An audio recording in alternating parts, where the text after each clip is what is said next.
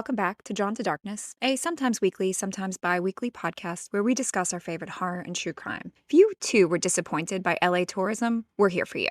My name is Annie, and I'll be introducing Caroline to my favorite horror movies, podcasts, TV shows, and books. And my name is Caroline, and I'll be doing the same from the true crime side of things. Caroline, do you have a favorite unsolved mystery? I guess JonBenet. We should cover that at some point. What's the best documentary about that? Yeah, I feel like my favorite consumption of JonBenet stuff has been podcast related. And of course, because I spend all day listening to podcasts, I cannot tell you which one it was, but I'll look into that. I think my favorite is the Dyatlov Pass mystery. Do you know about that one? No. It's this group of experienced hikers. I think it was in the 60s in the Ural Mountains, and they all died. They were hiking, it was like wintry conditions, and they were found outside their tent with their clothes removed. Their tent appeared to have been sliced open as if they'd had to cut their way out. They had these injuries that would have required like a ton of force to cause. And it's just this question, like, why did these experienced hikers leave their tents in the middle of the night in a state of undress and wander off into freezing weather to die? Like, what scared them?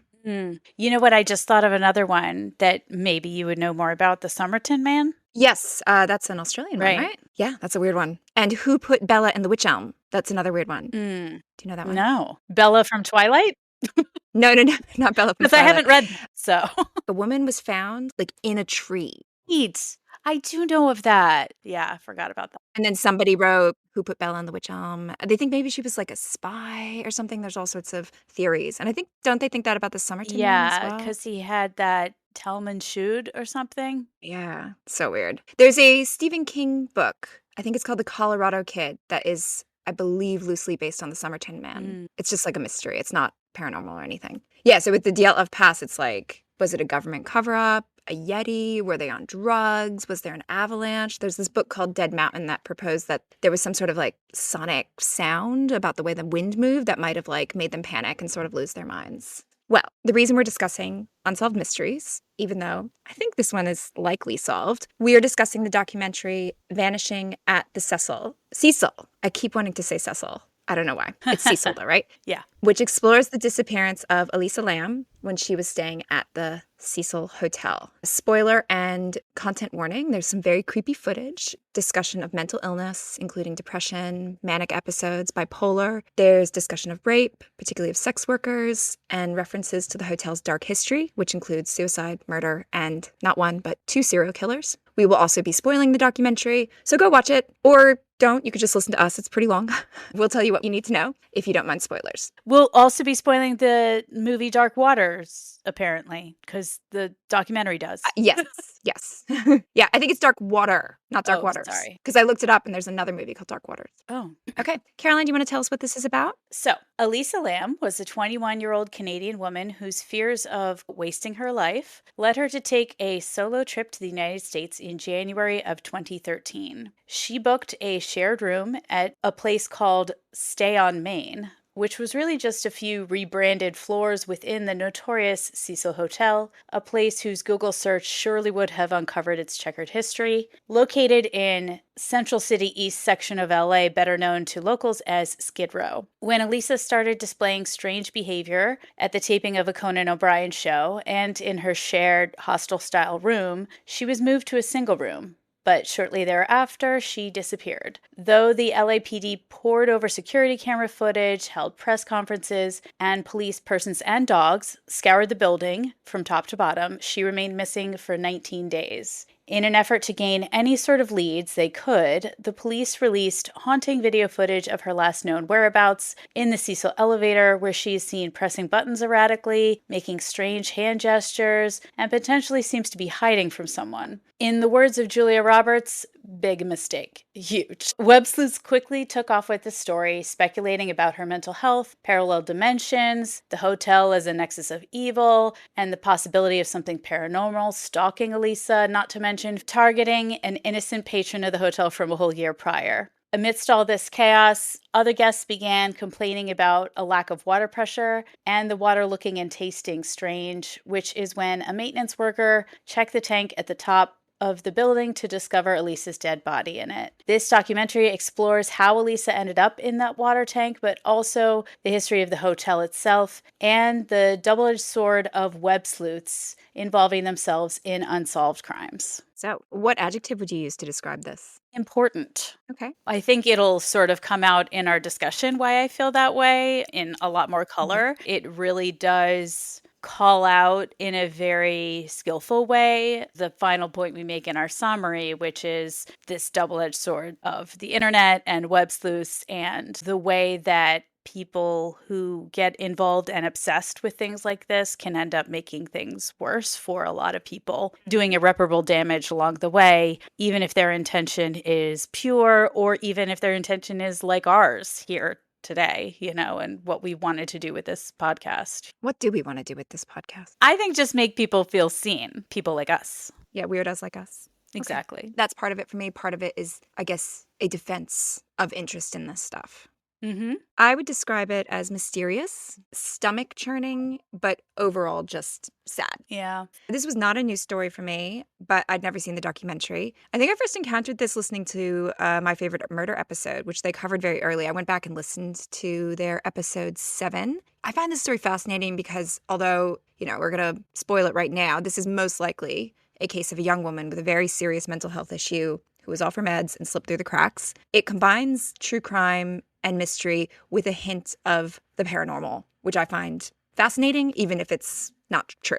So, the place, the setting, the Cecil Hotel in LA near Skid Row. This is in the category of you learn something new every day because I knew the term Skid Row, but I thought it was kind of like a generic term for an area like that where there's a lot of people who are unhoused. But I thought it kind of came from England or something. Like, you know how the term, I don't know if you know this, but the term bedlam is the name of an asylum. And so when people use bedlam to describe chaos, it's because that asylum was probably a pretty chaotic place. So I looked it up and I found that skid roads were used by loggers to transport their timber to ports. But then at the end of those areas, there would be these kind of rundown urban areas with lots of bars and brothels to cater to the loggers. And then it kind of morphed into what it is today. So I thought that was kind of interesting. Wow. And I thought it came from the movie Little Shop of Horrors / play, because I know it was a play first. Well, let's talk about the history of the hotel. It is known as the most haunted hotel in LA, or a hotbed for death. It's about 100 years old. It has an opulent lobby with lots of marble. Made me think of Titanic, the Hotel of Dreams. We've been watching Titanic on repeat for several months now, so it's almost all I think about. Quite a grand past until the Great Depression. I think only within 5 to 10 years after it was built. And because of what has happened between then and now, it's definitely got a decaying Gothic quality to its history. It became a hotspot for the nearby unhoused population in Skid Row, and a lot of dark things happen there. I mean, do you think it's really only the most haunted hotel in LA? I feel like it's the most haunted hotel I've ever heard of in my life. I think so. Yeah. I think there's probably others. So I reread a quote from Stephen King about the Overlook. It reminded me of a line in The Shining when Jack Torrance has found a scrapbook of the Overlook Hotel that goes into its dark history, including like mafia, murders, suicide. And he writes, "Any big hotels have got scandals, just like every big hotel has got a ghost. Why? Hell, people come and go." Suddenly it seemed that he could almost feel the weight of the Overlook bearing down on him from above. 110 guest rooms, the storage room, kitchen, pantry, freezer, lounge, ballroom, dining room. So the Overlook Hotel had like 100-something rooms. This has 700 rooms and 100 years of history. But it isn't like a standalone quite like the Overlook is. Like it's in the middle of a very bustling, busy area where it's not even the tallest building, But I think the element of the zoning and the prices for the rooms and the ability to have it be affordable has historically lent itself to transient populations that have been capitalized on by people with bad intentions. Yeah. I mean, I wonder, is this like a Bermuda Triangle situation where if you look for it and you pay attention to those disappearances, you're going to find them. And you combine that with an area that is prone to a lot of bad weather. There's not actually anything paranormal going on at the Bermuda Triangle. It's just a place where there's a lot of boats that happen to be, a lot of bad weather, and then it gets a reputation.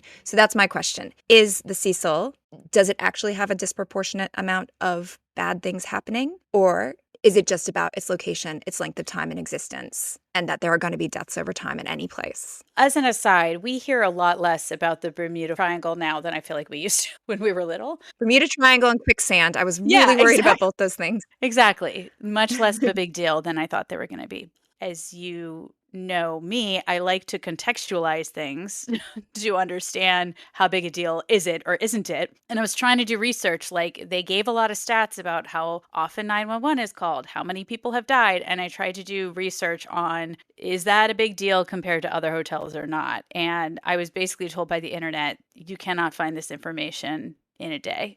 I would have to do a Okay. lot of deeper diving, but I did find that there was a report about how many people were poisoned by carbon monoxide while staying in hotels in the US between 2005 and 2018. And 22 people died and 905 were poisoned by carbon monoxide while staying in hotels in the US. That shocked me. I've never heard of that. Yeah. I mean, it's kind of scary, hotels. Like you're really putting yourself in the hands of the hotel, right? Mhm. You don't know who's there. You don't know how good their security is. You don't know how good their air filtration is. And you don't know who's been there before you. So it's kind of a scary concept when you think about it too deeply. I mean, the manager says there were 80 deaths in her 10 years there. So that's a lot of bad stuff. It is a lot. Yeah, I mean, it does seem disproportionate. So some of the things that happened, a woman jumped from the window and landed on a man walking by, killing him as well as herself. There was some woman, Goldie something. Pigeon Goldie was her nickname because she fed the birds like Okay. the lady from Mary Poppins. Right. Oh.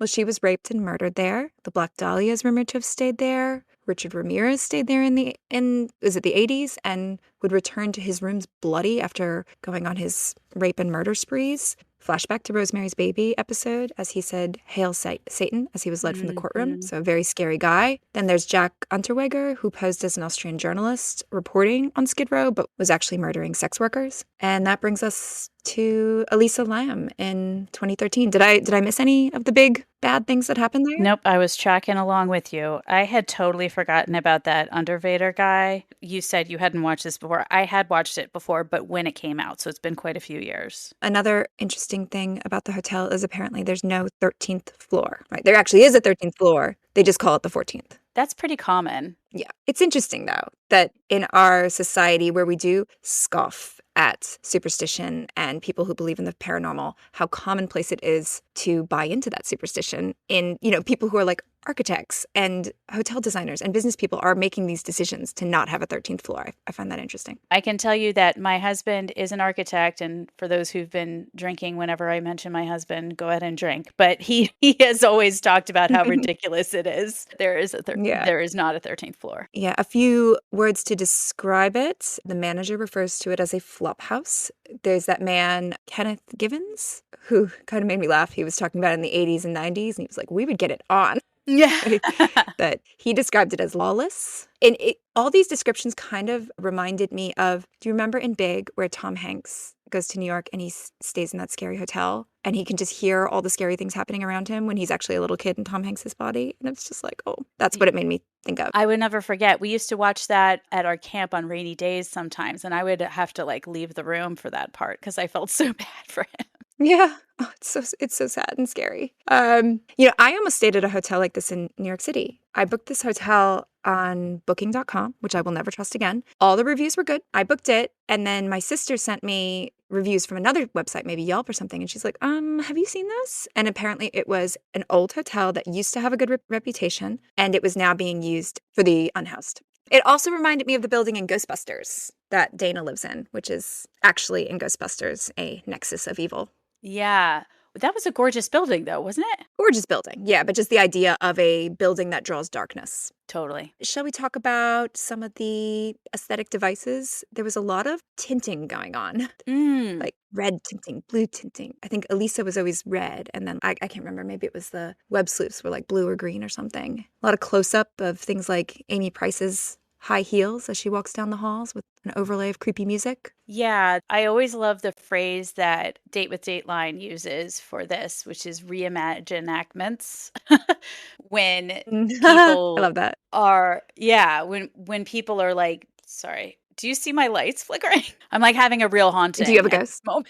Maybe the Cecil Hotel doesn't want us talking about it. Just discussing the Cecil Hotel causes haunting, even for people who do not believe in hauntings. Good job, LA. Okay, so yeah, actually, my number one note is like, how do you feel about the voiceover of the diary? Because I think when the family is not involved with a documentary, an approach like that, like Reimagine Ackman's TM Date with Dateline or voiceovers, always makes me feel kind of weird as an approach. Yeah, that is one of my criticisms of Mm, this is it not is it, I believe it does overly sensationalize what happened here and without the family's consent. mm, So yeah, maybe there's an element of invasiveness to that, mhm. kind of reenacting the voice of a dead girl who's a victim of a mental health disorder, most likely. Yeah, Yeah. mental health crisis. Well, poor Elisa Lam. She's so cute. She wanted to travel, experience, live life to the fullest. I admire her courage to travel alone. Have you ever traveled alone? No. Well, I lived in Germany for work and I would travel alone to other German cities, but I didn't like go to another country completely alone with no person expecting me. I think that counts. Going to different cities by yourself. I mean, I went to Scotland alone and stayed in a hostel until I made friends. I made friends pretty quickly, though. Shout out to Shannon and Kath, who both recently told me they're listening. I spent a few days in London by myself, like 3 days. But yeah, I think it is very brave, perhaps foolhardy, to travel alone if you're staying in places like the Cecil. Did you look at her Tumblr? I didn't. No, did you? I had a quick glance at it. Yeah, she's a fan of Princess Bride, Great Gatsby. She Mm. had bad handwriting like me. And me. Yes. She has this very sort of online public diary that does show that she struggled with depression. She shares a lot of vulnerability. And I think people have really picked apart these clues to her psyche. Like she talks about her mouth being her downfall will get me in trouble. It's a strange thing to say. Does that imply that she pissed someone off who might have murdered her? I guess my thoughts on Elisa and her social media presence or blogging presence feeds into kind of the first person I think of with this, in that, it is very wonderful for her to be vulnerable, and certainly putting yourself out there is not an easy thing to do. And I commend her efforts to do that. But I did find it really bizarre how much people like budding dentist John Sabani really obsessively combed through that to come up with assumptions about her personality, assumptions about what happened to her, all these theories to really feel like they knew her when they don't know her. It really struck me, his level of obsession. I was like, I can't believe this person elected to be interviewed to convey this. Yeah, I mean, those web sleuths, some of them really came off as kind of unhinged. There was one guy, and maybe we're talking about the same guy. He was like, we all wanted her to be alive. And I was like, okay, Captain Obvious. Like, not the YouTuber guy, the other guy. Are we talking Yeah, about the the other same guy? guy, the guy who like asked someone to Went go to her film her grave? grave. Yeah, like that Yeah, guy was an unhealthy level of obsessed with her. I think yeah. the YouTuber and some of these other social media people whose interviews we saw were caught up in the sensationalism and using the sensationalism for clicks, essentially. This guy had an unhealthy fixation, I feel like.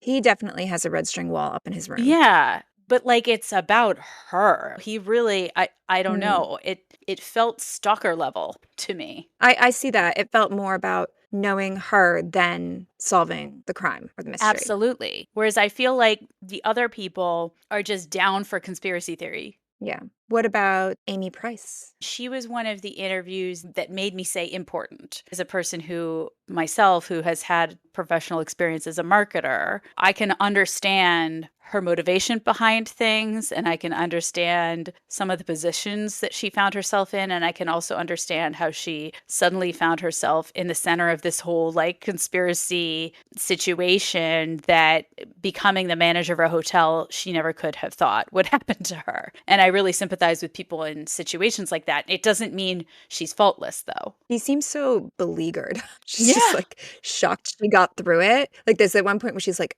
tuberculosis outbreak. She talks about sniper in the hall, snakes in the bath. Like, she just looks like she's shocked she survived. And then obviously the water tank thing would win the award for worst day of work ever for her. Seriously. She asks at one point, is there a room here that someone hasn't died in? Right. What a crappy job. Her role was to fix up and rebrand this absolute lemon of a hotel.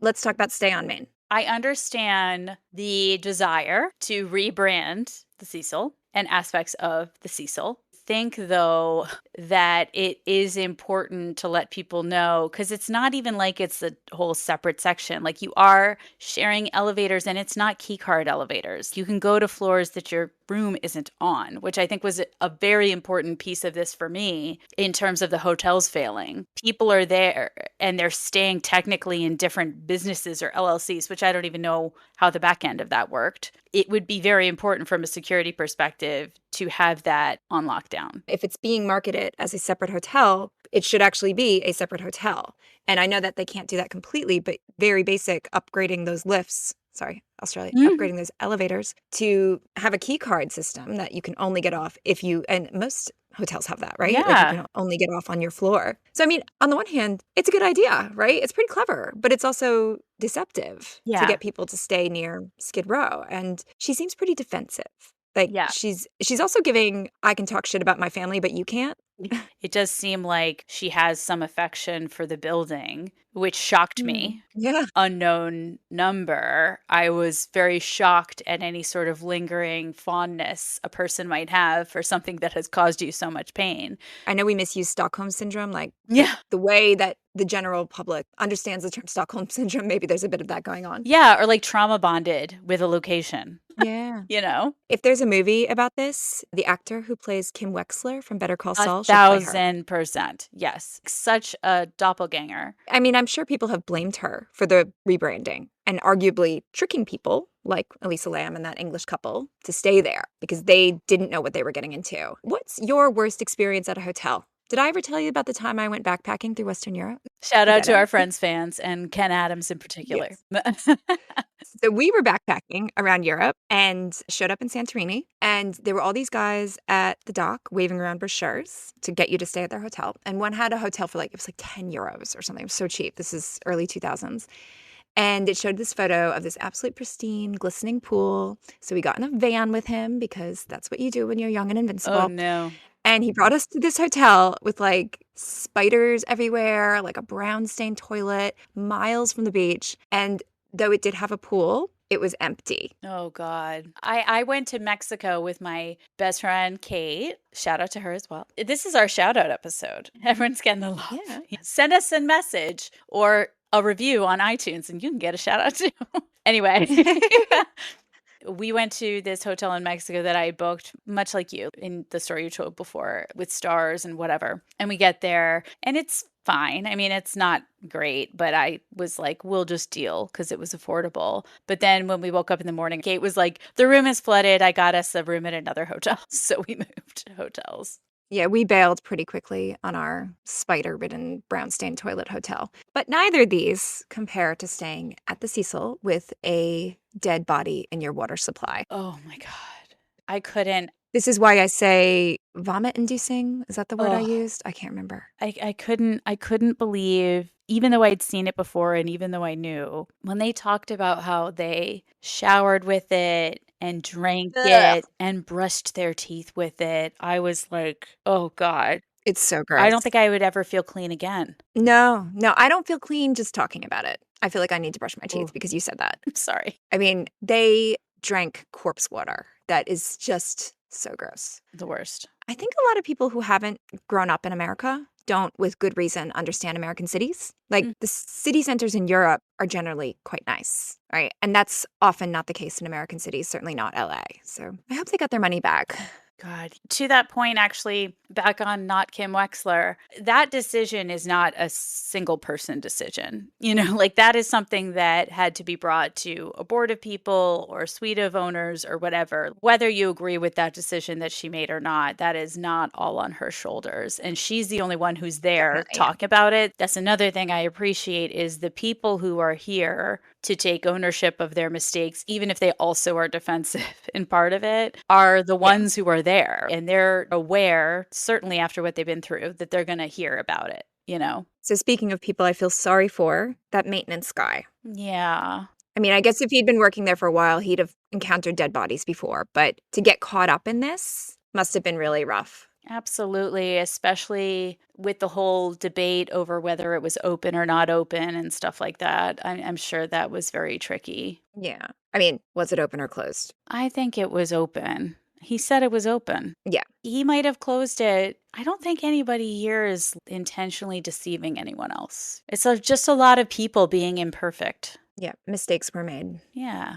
What did you think of Morbid or Pablo? Oh, that really broke my heart. I mean, I can recall the days when everything was blamed on Marilyn Manson, who we now know is not a great guy, as we've discussed. Listen to Catch and Kill. I can't say I connect with having that artistic expression, but it doesn't mean that you should be accused of anything and certainly not harassed. And I do think it's really frustrating. There's some other documentaries I've seen where innocent people get their accounts taken down and fraudsters continue. So for him to lose his livelihood, his passion for music, and he could have lost his life because of this. And it wasn't even the same year that he was there. I know, it's insane. And this is the danger of web sleuths that we were talking about.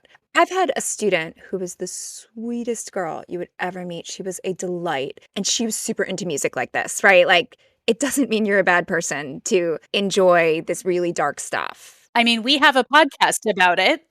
You know? Yeah. Funny enough, I took my daughter to get her haircut yesterday, and her stylist kind of looked like him. Like, he was super goth, long hair. And my daughter was kind of like, oh, geez, when he walked up. But he was the sweetest angel you would ever meet. She loved him by the end. Like, just such a delightful man. But he looked like this with the long dark hair that was like clearly dyed. And he had like tattoos on his face, but he was so nice. Another MFM shout out. I think they have a whole thing about like find a goth. Yeah. If you're a child in distress, go find a goth because they are wearing their darkness on the outside. It's the people who are hiding their darkness on the inside that you really need to be concerned with often. Ted Bundy didn't look goth. BTK didn't look goth. Absolutely. Big oops when the web mob came after him. I do think he could have done a better job explaining his innocence in that video. Like, you know, it still made him look guilty. But yeah, he says, what happened to me could happen to anyone, and that he calls the internet a portal to hell, which is a very good point that ties in with our unknown number, which I guess is more phones than internet. But yeah, just the way this technology can be used to target people. Yeah, absolutely. Any other people? I liked the cop, which I can't say happens to me that often in these docuseries. It does in Fox Hollow. Yes, that's true. The cold case actually, yeah. I guess we're picking instances where it does happen. But yeah, I did like him because it really felt to me like he was genuinely haunted by not having found her. And the coroner, too, talking about the mistake made on the death certificate. 15 versus 18. I really appreciated everyone who came in there to admit they did something wrong. And I will say the aspiring dentist we talked about earlier, who is now a dentist in LA, by the way, I did look him up. He did not admit any wrongdoing. And the YouTuber did. The YouTuber was like, I was looking for a conspiracy and there wasn't one. He went to the trial and was like, oh shit, I was wrong. Yeah. I just appreciate any time a person's willing to do that. It's not that often. Yeah, they need to make it up to Pablo Morbid. I know. In some way. I mean, and maybe they tried things after, because I'm not sure that they knew about unintended victims like him and the extent to which it impacted him. I would give them the benefit. And he's not the only one. Yeah. Maybe not in this case, but, you know, throughout cases, there have been people who have been targeted and, yeah, we're totally innocent. Yeah. And that sticks with you, right? Like, even if you are vindicated, it sticks with you emotionally, and the stain of it sticks with you. People still wonder, what if, right? Yeah. There's a great book about that, Horns, by Joe Hill, his Stephen King son. It's about a guy who people think killed his girlfriend, but he didn't. And everybody kind of thinks he's the devil in town who got away with it. And then like one day he wakes up with horns. And so he's like becoming the monster they think he is. It's really good. Ooh, very metamorphosis like. Exactly like that. Yeah. So, theories. Most likely theory, unlike the documentary, we're not going to bury the hatch lead. Mental illness, off her meds, bipolar, having a psychotic episode. So, evidence for this, she was behaving strangely in the shared room, acting erratically at the Conan O'Brien show. Let's talk about the elevator. I want to say that I wrote down the shoe debate. It looks very clearly like that's her foot turning. I don't understand why people were like, clearly that's someone else. Like, you can see the swing of her other leg. She is definitely bizarrely, she's erratically walking, but it's clearly her. I mean, it is creepy. I think it's always interesting when police, who we think of as rational and not prone to fancy the way someone like I am, but even they are kind of like, what the fuck? And regardless of why, whether there's an actual person out of sight, a paranormal entity, or she's just having a psychotic break, she's scared, right? Like, she seems to be hiding, don't you think? Like, she kind of peeks around the corner and then hops back in and tucks herself into the corner. She's kind of cowering. It's very unsettling. It is, which I think it always confused me because I remember this happening. And I remember watching that video before she was found because I was actually on maternity leave with my first child. So I was like home. Paying attention to this Yeah. stuff. And I remember looking at it being like, if you're running from somebody, why would you press so many buttons? She's like Buddy the elf there. Yeah. Right? When he goes into the Empire State Building, he's like, brr. Yeah. I did read somewhere that if you feel like you're being followed and you press all the buttons and then you get off on a certain floor, then the person who gets in the elevator after you doesn't know which floor you got on or something. So it might be a way to escape somebody. But I don't know. It doesn't seem like that to me. It's like leaving a lot up to chance. And what she's doing with her hands, those gestures or gesticulations they're very, I mean, I can see why people have turned to the paranormal because they're very spell-like, like an incantation. I felt like it just looked like she was trying to feel if something was really there. It seemed to me like she was hallucinating something. Because I remember thinking she's taken drugs, especially because there was that whole debate about the box. Yeah, what's in the box? What's in the box? I heard somebody call it psychomotor agitation, which is, I guess, a common symptom in a manic episode. It reminds me of the time I had the flu a few years ago, and I was like really feverish and delusional. And I remember getting up in the middle of the night, lying on the couch. I remember being so convinced that if I could align my limbs in a certain way, that I would feel better. Like, that was the secret to feeling better, aligning my limbs in the right way. I was out of my mind in that moment. And I was just wondering if, is that something like she was experiencing? Like, what was going on with those fingers? Yeah. Yeah. Do you think this is why your husband takes a bath when he's drunk? You don't have to keep that because in. I'm crazy? No, because he's trying to align his limbs or something. I don't know what. Maybe. We all need to align our limbs correctly. Yeah. And everything will be better. Yeah, exactly. But I mean, if it was a hallucination, a delusion, a psychotic break, it still blows my mind that she would make the choices she made. Like climbing, if this is how she got out, did she climb that ladder? And I think, didn't the dogs go up to that door? The fire escape window, if I remember correctly. I would have to be being chased by a murderer to climb that ladder. I'm afraid of heights. It looks so harrowing because you could fall, right? And then the effort it would have taken her to get into that hatch, to open that hatch, it's 20 pounds. That's not nothing. She's a small person. What would possess her, even if she is experiencing delusions, to get into that tank? I had to say, because I also looked up how often are sniffing dogs correct, because I can't actually recall a time when I watched a documentary and the police department has brought out dogs and they found something versus when the dogs didn't. I would actually say it's probably more often that they didn't find the thing than they did in the documentaries that I've watched or listened to. But as it turns out, it's actually a really high percentage rate. So for tracking dogs, they have a 50% correct rate if they're like a novice and up to 90% if they're a professional, but they are wrong 3 to 15% of the time. So that's pretty low. Yeah. Low being wrong. Right. Yeah. I don't know. Just bad luck on my part that I didn't get to witness that for the documentary. Well, maybe you're watching documentaries about things that are difficult to solve, right? Yes. Like, you're not watching the documentaries about the open and shut cases. So very true. Where the dog immediately finds the bad guy. Yeah. I think probably that she went to the escape window and then didn't use it because that ladder is pretty treacherous. I think she might have gotten up there the other way, the stairwell way that was supposed to be alarmed. Maybe not, though. I mean, I'm not really sure. I was also sort of like, she climbed across those pipes, Because he was talking about how challenging it would be to carry a body through across the pipes that you would need to walk across to get to the tower that she was in, plus up the ladder that she had to climb of the water tower itself. Yeah, I don't think she was carried and dropped in there. No, I don't either. That doesn't make sense to me. But I do think she could have been hiding from something real or imaginary. Yeah, because why wouldn't you just drop her off the roof? Other people have fallen off that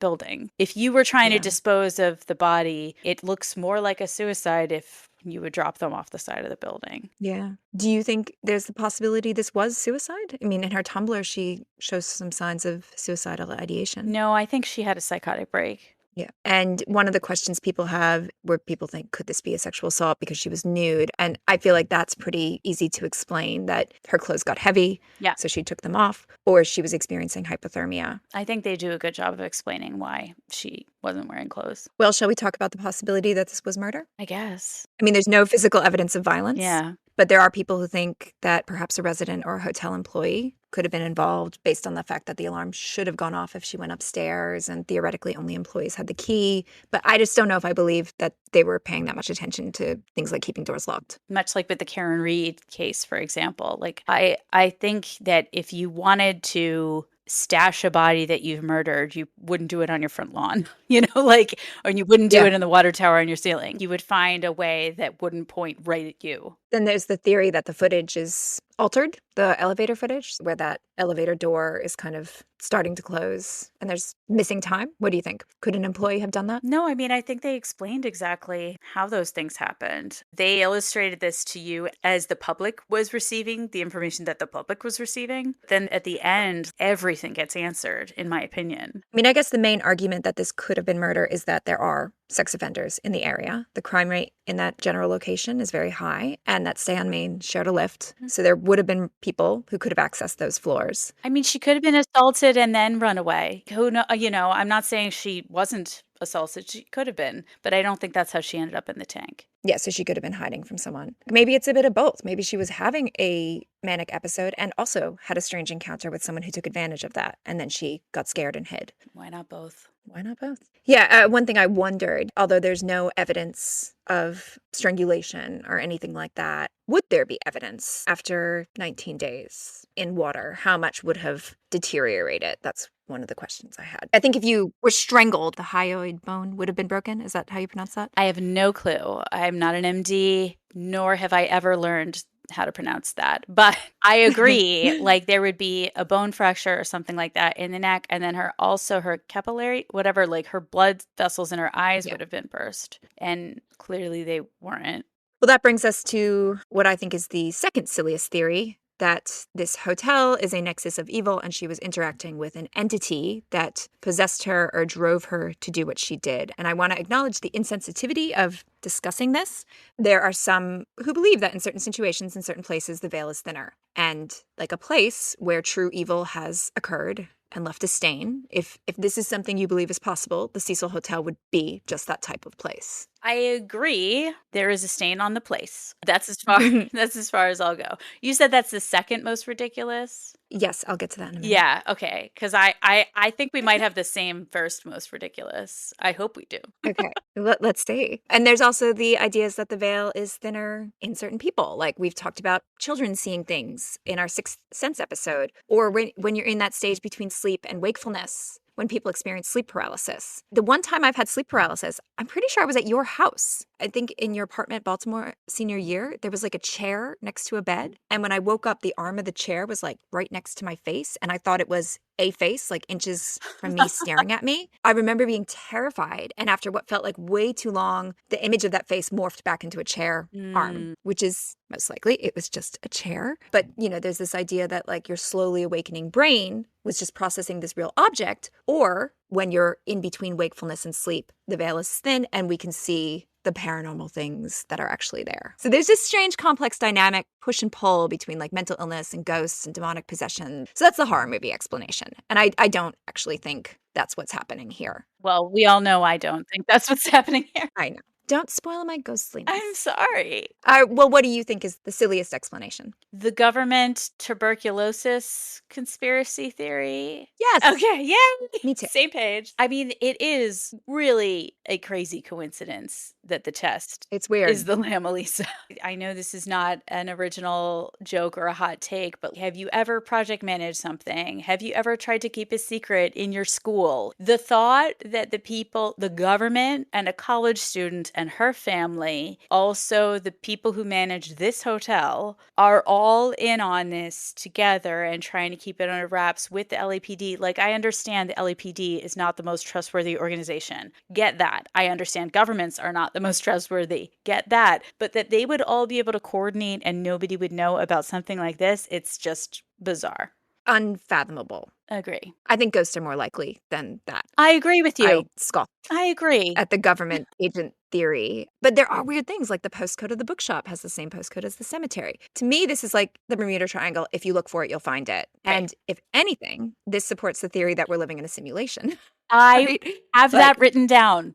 Yeah. Like whoever or whatever is doing the coding for the video game that we're unknowingly playing got lazy and used the same zip coded name. And then there's that movie that came out before, which has so many parallels. Can I tell you about the movie? Because I did finish watching it. Oh, yeah. Dark Water. Yes. I woke up early and finished it this morning. There's a little girl named Cecil Hotel. The mother's name is Dahlia. The Black Ooh. Dahlia was rumored to have stayed there. She suffers from paranoid delusions. There are creepy potential sex offenders hanging around. There is black water dripping into the room. There's problems with the tap water coming out black. There's surveillance footage of people behaving strangely in a malfunctioning elevator, any drowning in a water tank on the roof of a deteriorating high-rise. The victim is wearing a red jacket. It is uncanny. Now, do we know that she hadn't seen the movie? Because maybe that's where she got the idea for the water tank. Well, I listened to this podcast, Time Suck, with Dan Cummins. I love his podcast, Scared to Death, with his wife. It's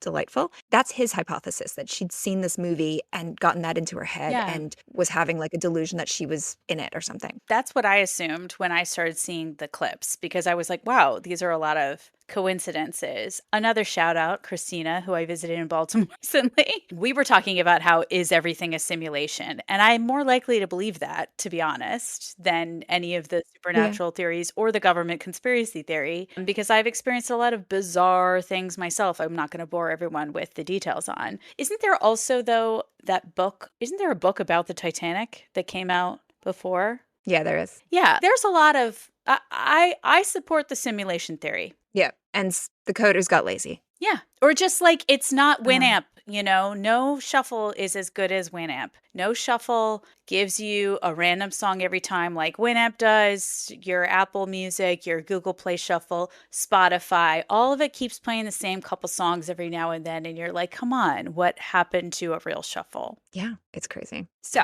what is the scariest or most disturbing part for you? The point that Elisa's parents were trying to make, which is like, if she had gotten help, potentially she would be here. What? Poppy drank out of the toilet. Well, it's just water. Just, close the door. We are taking care of 3 dogs right now, and it's chaos. 3 dogs in addition to your dog, or 2 dogs in addition? No, 2 in addition. Oh, goodness. Yeah. That's still a lot. It is chaotic good in my house. All right, so sorry. I asked you what the most disturbing part was, and I got distracted by a child. Oh, well, I was just saying that I kind of agree with her parents that if she had only gotten help, she could be here still. I mean, for me, I think the most disturbing part is just the fact that she was in that water tank and that people were drinking and showering and brushing their teeth in that water. And also just the elevator footage I find very unsettling. Yeah, and actually, sorry, I'm going to amend it because as I told you last night, I woke up in the middle of the night stressing, which I'm sure many listeners here do as well. You don't listen to this because you're not a person with anxiety.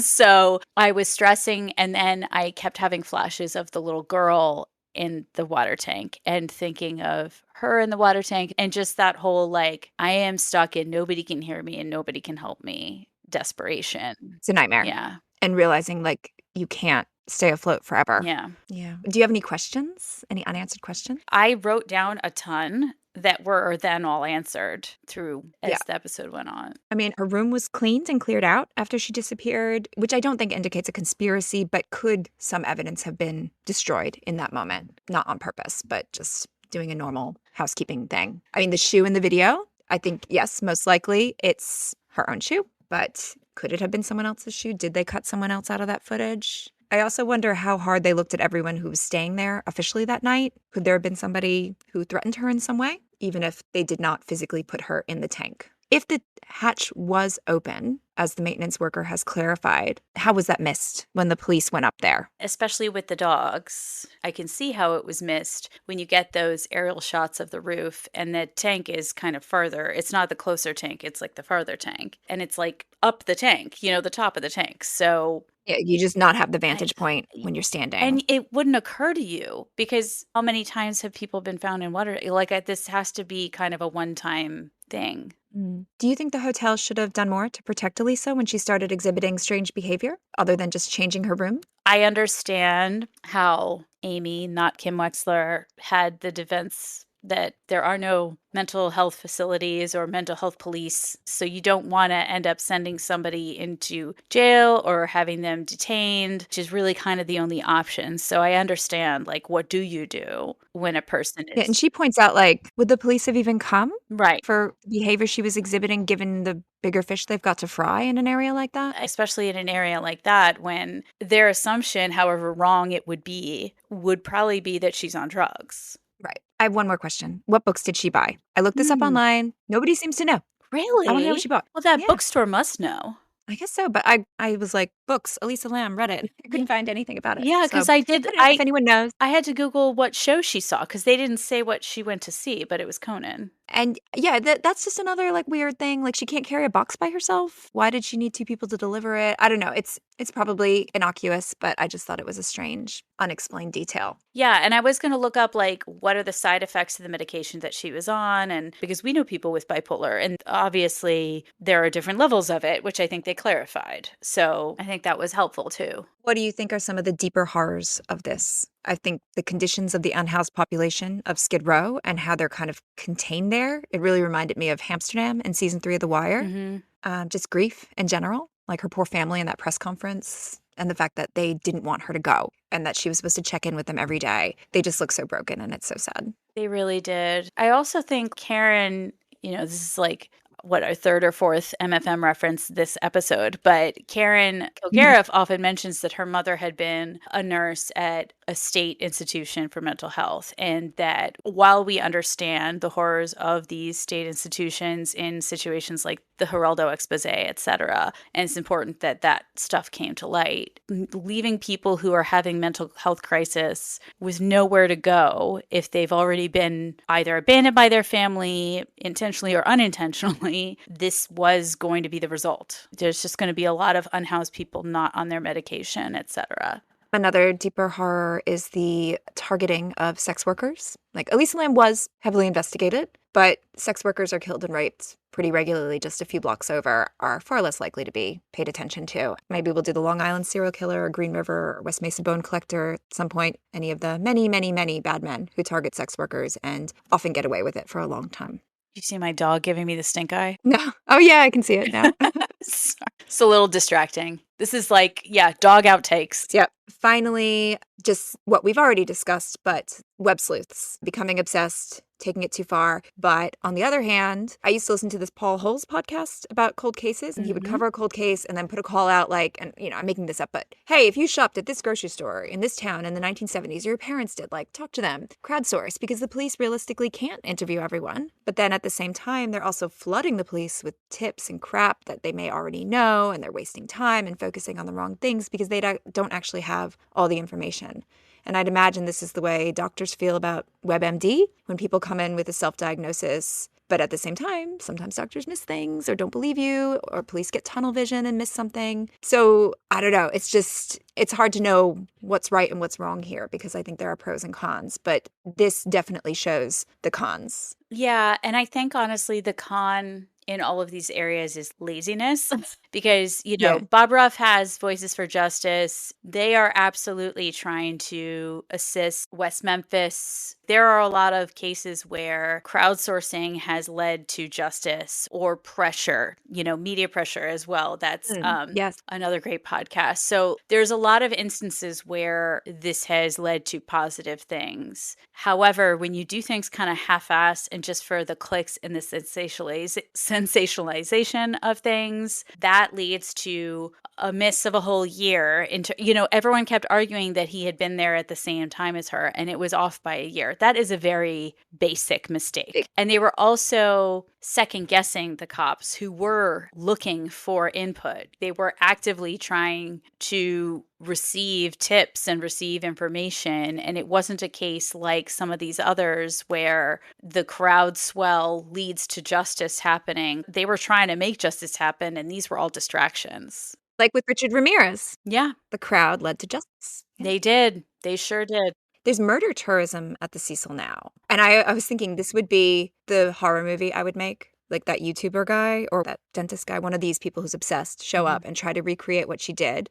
And then they get brought through a portal or actually get targeted by something paranormal. Or you could make it a serial killer thing, like the same person staying there. It's very Blair Witch. They recreate the series. Yeah. But yeah, some of these web sleuth guys did give me the heebie-jeebies. Okay, do you have any criticism? I had a ton of criticism. I was again feeling like, oh God, did I recommend another thing I regret recommending as I started watching it? And then I was also like, Ron Howard is involved in this. Like, shame on you. I know, I was a little I was like, wait, is something else going on here? And then as it led on, like literally everything that I had to criticize, I think they did a good point in wrapping up. Refuting. And calling out why it was a problem. I think my main criticism is I did think it was too long. I did watch the whole thing in one day because I was homesick, but I do think it could have been completed in about half the time. Like so many true crime docuseries, I think it's dragged out and they could have probably cut a few of those stylistic close-ups and what do you call it? A reimagining? Yeah, it's Date with Dateline. Highly recommend that podcast. They cover Dateline episodes and they call it Reimaginactments. Reimaginactments. Yeah. Yeah. Yeah, I think like Unknown Number, there was something that felt manipulative about it throughout, like withholding certain information, like about the hatch until the very end to lead us down on these different paths. But at the same time, that's storytelling. So I accept it. Yeah. And I think they were doing it intentionally to take you on the journey that the public was on. I don't think they were only doing it for storytelling factor, even though Ron Howard is a great storyteller. I think they were really trying to call out the public's propensity for jumping to conclusions. What survival takeaways can we take from this? Take your meds. Take your meds. Yeah, good one. I was going to say check multiple sources before you book a hotel. Research your tourist destination. Read the reviews. That English couple thought they were going to sunny California and ended up on Skid Row. Yeah, that's a good one. And also, even if you think don't just go attacking someone on the internet. Everyone's all big and brave when they're nameless and faceless and they don't have to look the person in the eye that they're accusing of something. Which is easy to do online. Yeah. Lock your doors. Richard Ramirez, who stayed there, would just check doors, and if they happen to be unlocked, you could be a victim of one of the scariest serial killers of all time. Because we were watching this, I listened to a last podcast on the left about Richard Ramirez. Again, I only recommend last podcast on the left if you are okay with a ton of irreverence that is potentially offensive. If you want a more serious approach, stay away from them. But yeah, very, very scary guy.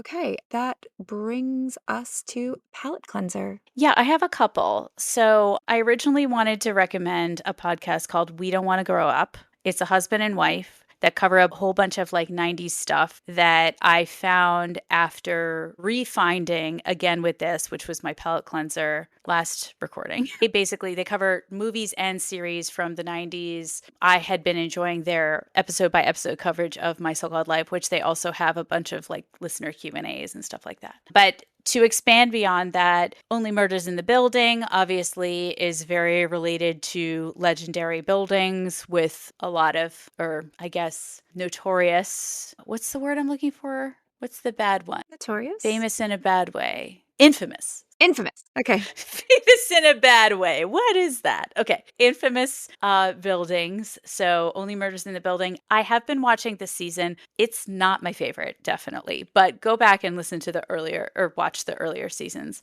And then my husband and I have been enjoying the show Peacemaker. If you're a fan of Marvel and DC and stuff like that, it's a very fun, not appropriate for children show to watch. My palate cleanser is that because Elisa Lam went to a Conan O'Brien show, and I love, love, love Conan Needs a Friend. He's hilarious. Highly recommend this podcast if you just want to laugh. Since you mentioned that, there is an episode of his podcast that Karen and Georgia are on from My Favorite Murder. I think they cover John List, which he went to see the trial for. So that's a great one. Anytime he has Bill Hader or John Mulaney on, they always end up talking true crime too. So those are always fun. I know John Mulaney loves Law and Order. Yeah, I really feel like those three, Bill Hader, Conan O'Brien, and John Mulaney, should start a true crime podcast. It would be the best thing ever made. That would be very, very good. So, homework. I know that the obvious pick here is The Shining because it's one of my favorite novels of all time. But because Stranger Things is coming out on November 26th, that is what we're going to do next. We will be focusing on season 4 of Stranger Things. So rewatch that. That is the most horror season. And then don't worry, The Shining, I'm coming for you in the future. Yay, I'm excited for that. So yeah, definitely stay tuned for our next water cooler episode on Stranger Things. Do you have any other recommendations? There's a bunch of My Favorite Murder episodes that cover Richard Ramirez. So there is a mini-sode where they got a letter from someone who Richard Ramirez was her babysitter. Ooh. There's 2 minisodes where they mention Richard Ramirez. Episode 222 is called A Richard Ramirez Story, and 190 is A Richard Ramirez Connection. So I'm not sure which one is the one with the babysitter was Richard Ramirez, but they also cover him in general on episode 20 called 2020. The other thing Richard Ramirez related is the Netflix series Night Stalker, Hunt for a Serial Killer, which maybe we'll cover at some point. I do really appreciate the way he was caught. I don't love his story in general, but the whole sequence of how he's pretty gross. His story is really upsetting. It's pretty horrifying, but the whole sequence of how he's caught is pretty amazing. And then finally, Little Shop of Horrors, which is one of my favorite musicals of all time, which I have seen a stage performance and the movie a gajillion times. I even walked down the aisle to Somewhere That's Green. Highly recommend that movie. Okay. Well, my recommendations are all the hotel horror. I love the Vanishing hotel room story. Do you know that? It's not necessarily an actual thing. It's just an urban legend. Like a woman and her mother go to a hotel. The mother gets sick. The daughter goes out for medicine or a doctor. And when she returns, the hotel owner is like, "You were never here." And her mother's just gone. Do you know that's urban legend? I love that one. Obviously, my favorite novel of all time, The Shining. As I said, when Jack is in the basement, going through all those files and discarded paperwork, exploring the Overlook's dark history, it just makes you wonder, does every hotel have darkness if you look hard enough? So this made me want to reread The Shining. Other hotel horror is obviously Psycho, motel horror, Room 1408 with John Cusack, and American Horror Story Hotel. For a novel, The Sundown Motel by Simone St. James is a kind of ghostly story in a motel. Mulholland Drive for a very creepy movie that's set in LA. The Drowning Kind by Jennifer McMahon is a novel about a pool with a dark history. I mentioned the podcast Scared to Death. They have an episode called The Elevator Game, and there's this other theory that we didn't discuss earlier, but that if you press certain buttons in a certain order, you can be transported to another dimension. And some people have hypothesized that that's what she was doing. Oh, I've heard of that. I don't think that's what she's doing, but yeah. So if you want to know about what the elevator game is, Scared to Death has an episode where they explain it and recount someone's encounter. Oh, more survival tips. Don't say Bloody Mary and don't play the elevator game and don't say Candyman into a mirror. It's like Ouija boards. Don't mess with it. And as you said, Ron Howard was an executive producer, so Arrested Development. I couldn't think of a Mean Girls connection, can you? No, but I think because I've been revisiting all these 90s things, Instagram showed me clips from the movie Urban Legends. Urban Legend? I love Urban Legend. I totally forgot that movie even existed, but I would love to give that a rewatch at some point. So I used to show the opening scene of Urban Legend when I was teaching past modal verbs in English. I used to use the opening scene with the gas station attendant who's creepy. Do you remember that? And it's actually the killer's in the back seat. Yeah. So I would use it to teach my students should and shouldn't have. Mm. So they would criticize her like she shouldn't have judged him by his appearance. She should have checked the back seat. It was such a fun lesson. Yeah, I love that movie. Yes, it's a 90210 association, because isn't that Rebecca Gayheart in that movie? Yeah, Rebecca Gayheart's in it. Yeah, the Neutrogena. Noxzema. Oh, yeah. Noxzema. Yes. Is that still a company? I don't know. I used it because of her, right? Because of those ads. So I should have remembered Noxzema, not Neutrogena. I don't know. I haven't seen it in years. I always think about how like wet the bathrooms must be. Oh yeah, like the water splashing around, getting cut in her gorgeous flowing curly hair. Did she make you jealous because her curly hair is so perfect? I mean, she made me jealous because she married Dylan McKay, and then in real life, McSteamy. Lots of reasons to be jealous of Rebecca Gayheart. And Pacey is in that movie as well. Is he? Yeah, he does the him. Coke Mentos Coke thing in the class. Oh, he does that one and explodes. He's got his frosted tips and everything. Oh, love frosted tips. 90s frosted tips. And what about you listeners? What do you recommend to go with this? If you have thoughts on our episode, you can contact us at drawntodarknesspod@gmail.com, Instagram, Facebook, or Threads. We'd love to hear what you would recommend to go along with this. Thanks for listening. Please do all the things podcasters ask you to do, like and subscribe, tell a friend, write a review on iTunes. And if, like Shirley Jackson, you delight in what you fear, join us in 2 weeks here at Drawn to Darkness.